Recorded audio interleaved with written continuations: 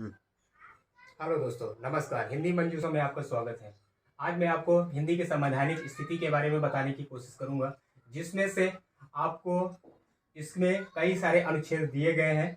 जैसे कि पहला अनुच्छेद है आपका 343 से लेकर 351 तक। दूसरा अनुच्छेद है आपका 120, जिसमें से कहा गया है कि संसद में कौन सी भाषा का प्रयोग किया जाएगा। तीसरा अनुच्छेद आपका जो आता है वो आपका 210 है, जो कि विधानमंडल की भाषाओं के बारे में विवरण बताता है। क्योंकि हम जानते हैं कि अलग अलग स्थितियों में अलग अलग राज्यों में अलग अलग राजभाषाएं बोली जाती हैं। तो उस स्थिति में हमको लेकर हिंदी की क्या स्थिति है, जो मैं आज आपको बताने की कोशिश करूंगा।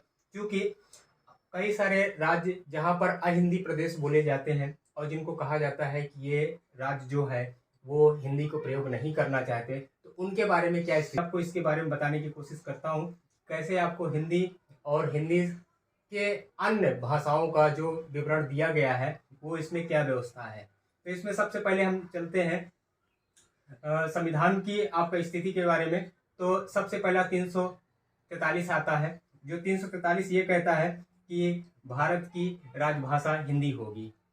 केवल यही के बारे में बताने की कोशिश की जाती है और कहा जाता है कि ना कि यह राष्ट्रभाषा है, क्योंकि राष्ट्रभाषा जो होती है वो आपका शुरुआत से लेकर अंत तक चलती रहती है। लेकिन जो राजभाषा होती है उसके बाकायदे संविधान में एक व्यवस्था की जाती है, जिसके तहत लोगों को बताया जाता है कि देखिए हिंदी की क्या स्थिति है, क्या होने चाहिए, क्या सरकारी कामकाज हिंदी में होने चाहिए, नहीं होने चाहिए, अगर होने चाहिए तो किस हद तक होने चाहिए। क्योंकि कई सारे प्रदेशों में और कई पूरे भारत को अगर हम देखें तो उसमें 3 भागों में बांटा गया है। पहला भाग आपका का आता है, दूसरा भाग आपका खा आता है, तीसरा भाग आपका गा आता है।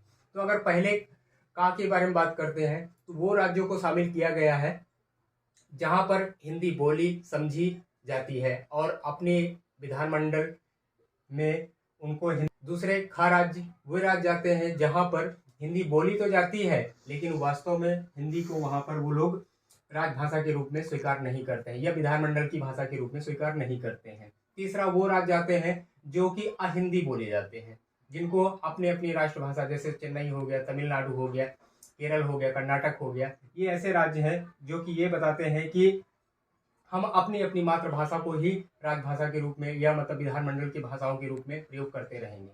तो इसलिए बताया जाता है। तो आज मैं स्थिति के बारे में इसको बताता हूँ कि कैसे क्या व्यवस्था है। क्योंकि उसमें संसद में तो कह दिया जाता है कि भारत में एक राजभाषा होगी, लेकिन उसके साथ साथ हिंदी के साथ साथ अंग्रेजी का भी प्रयोग किया जाता है।